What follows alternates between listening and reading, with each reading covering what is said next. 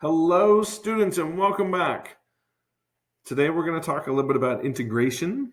Integration is the way that we can figure out how many hydrogens are giving rise to a particular signal.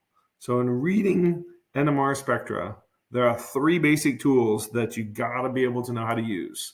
One is chemical shift, figure out where your compound is to the left or to the right, which numbers it corresponds to. And you'll remember you're using your table of chemical shifts to help you with that one. The other tool that we talked about already is spin-spin splitting. Spin-spin splitting gives you lots of good information about how many neighboring hydrogens there are. That's going to be a big help with looking at structure and how these molecules are connected together. And the last tool is about how big or how small these signals are, right? And using what's called the integration trace. And that's going to tell us how many hydrogens are actually present for each signal. That's also going to be hugely helpful. So there are three big tools: chemical shift, spin-spin splitting with the n+1 rule, and integration. So let's talk a minute about integration. All right. In general, the more hydrogens you have giving rise to a signal, the larger that signal will be. It would be super convenient if you could just measure the height of those signals, okay? But that's not how NMR works, unfortunately. The number of hydrogens actually corresponds not to the height of the signals, but to the area under the curve. Oh my goodness, right? So something could look a lot taller, but it only has slightly more area under the curve because these curves get real thin as they go up.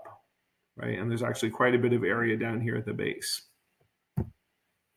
That being said, if you don't have more information, you can still make some pretty decent qualitative comparisons. Okay, so let's look at this structure right here. This is the whole spectrum. The whole spectrum is just two signals, this one and that one. And here we have our molecular formula. It's C8H8Cl2. I know that's hard to read, but it's actually a Cl2. The only thing we have direct information here about is the hydrogens. So there are 8 hydrogens, and there are 2 signals, this one and that one. So let's see if we can't figure out something about how many hydrogens make each one. Here's a question. Do you think if there's 8 total hydrogens, do you think this is 4 hydrogens and that corresponds to 4 hydrogens? I would say probably not, right? If this were 4 and that were 4, we would expect those heights of the peaks to be much more equal, right? We would expect the sizes of the peaks to be more equal. So it's probably not a 4 here and 4 here. What are some other possibilities? Well, do you think it could be 7 hydrogens here and 1 here? I mean, if you had to guess, we know that peak height is not directly corresponding, but it's not like this one is enormous and that one is super tiny. So I'd say 7 to 1 is probably not a good guess for the split of the hydrogens. If I had to guess, I would say probably it's either going to be 5 and 3 or 6 and 2, right? Both of which add up to 8. I'm just eyeballing here, but I'm thinking like if I had to guess 5, this might be a 5 to 3 ratio, right? Ish, maybe sort of. So anyhow, but you can still make a guess. It's hard to be quantitative without more information, but you can still make some guesses, right? I should say that these comparisons are safest when the signals are alike in structure. That is, when you're comparing a singlet to a singlet or a triplet to a triplet. So, for example, how many signals do we see here? Take a minute and look at that. How many signals do you see? I see not 3, but 4. There's one here, a triplet. Remember, triplets usually appear in a 1 to 2 to 1 ratio. Here's another triplet. At first glance, this might look like one signal, but look closer, right? Typically a signal, when it's a multiplet, goes, small, big, small, or tiny, bigger, really big, bigger, small, right? So they sort of peak like this. This is actually 2 signals put together. On the left here, we see a triplet, and on the right here, we see a quartet. So 1, 2, 3, 4 different signals total. So let's compare this triplet with this triplet.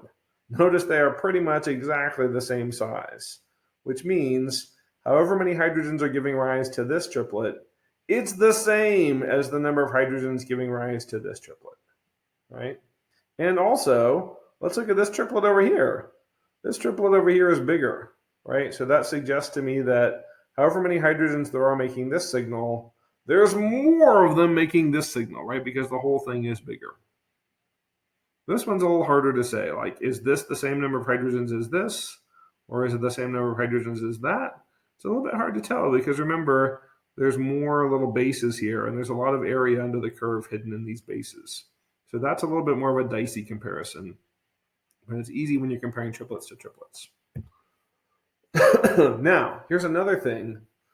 Some NMR spectra actually show what are called integration lines. And you'll see these quite a bit in your practice exercises. These integration lines are calculated by the computer, and they do all of that math for you. So I'm not going to ask you to do any calculus. I'm not going to ask you to get a colored pencil and shade in the area under the curve here and try to computer calculate that. The computer is doing that for you when you see these traces that look like this, right? And the way the computer is doing that is it's measuring the area under the curve, and it's expressing that as a height of this trace, right? So if the trace starts here and ends here, this distance, if you measure that with a ruler, is proportional to the number of hydrogens that make this signal. So check it out. There's even little dotted lines to help you. So this is the height of this trace is 2 units. Guess what? Over here, it integrated that signal for us also. The integration trace here grows by 2 units. So because this is 2 units and that's 2 units, we know that however many hydrogens were here, that's the same as the number of hydrogens that were here. Let's look at this one. When the computer integrated this trace, going all the way up here, 1, 2, 3, 4, 5. Okay, so this integration trace is 6 units tall. That's the distance between here and here. Because this is 6 units tall, it means it's 3 times bigger than either this one or that one. So however many hydrogens make this signal, there are in fact 3 times as many that make that signal, right? And you could actually measure these if you have a ruler at home. A ruler might be helpful for some of these more sophisticated problems. You can actually measure out those differences. So we know the ratio here is a 2 to 2 to 6 ratio, or 1 to 1 to 3 ratio in terms of the number of hydrogens. So that actually can be super helpful. Let's suppose we find out that there are 5 hydrogens total in this sample. Now we know how many give rise to each signal, right? Because they're present in a 1 to 1 to 3 ratio. If there's 5 hydrogens total, that means 1 of them is here, 1 of them is here, and 3 of them must be here. To sum up, here's what we got in our toolkit so far. We're going to continue to build this toolkit, all right? But here's what we got in our toolkit. You have 3 really important tools. Number 1, chemical shift. Please use your table. Number 2, spin-spin splitting. That's the n+1 rule. Number 3, integration lines. Even without that integration trace, sometimes you can estimate or guesstimate. If it shows you that integration trace, that's some really important information. If you use a ruler, you can figure out exactly what is the ratio of hydrogens in the sample. When we start out, we're going to look at some real simple spectra, and you can solve the simple spectra just by using 1 or maybe 2 of these tools.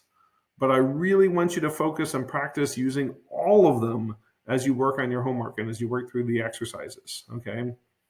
By the time we get to the really complicated spectra, you will have to be able to use all 3 of them, and you must use all 3 of them together in concert to figure out what's going on, okay? So spend some time now, right now, and make sure that you know how all 3 of these work and use them every time to make sure that you're checking your answers. If you learn how to use them now, then when you get to those more complicated spectra, you'll be in good shape. If you ignore one of them now, by the time you get to the more complicated spectra, even if you can do the simple ones, you won't be able to do the complicated ones. It'll be like fighting with one hand tied behind your back, right? So you have to learn how to use all of these tools if you're going to be successful. So practice all of them. I'll make some videos discussing how they are useful for each of the practice exercises. Make sure you're using all 3. All right, nice job. You made it through all the intro.